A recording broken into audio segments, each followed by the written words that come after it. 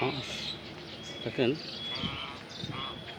এই হাঁসগুলো নিজেরাই খাদ্য সংগ্রহ করতেছে। মালিক হয়তো জানেও না এই হাঁসগুলো এখানে এসে খাদ্য সংগ্রহ করতেছে।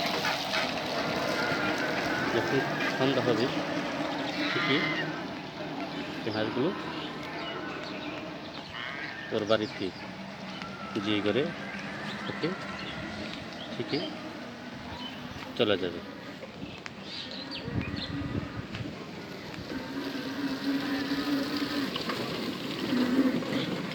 আসলে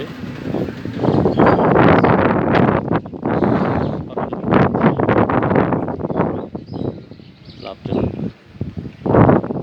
হাঁসের মাংস যেমন খাওয়া যায় ঠিক তেমনি হাঁসের ডিমও খাওয়া যায়।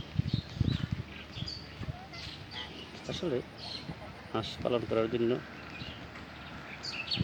যেমন বেশি অর্থের প্রয়োজন হয় না, ঠিক তেমনি বেশি জায়গারও প্রয়োজন হয় না। স্বল্প পুঁজিতে যে কোনো লোকে হাঁস পালন শুরু করতে পারেন।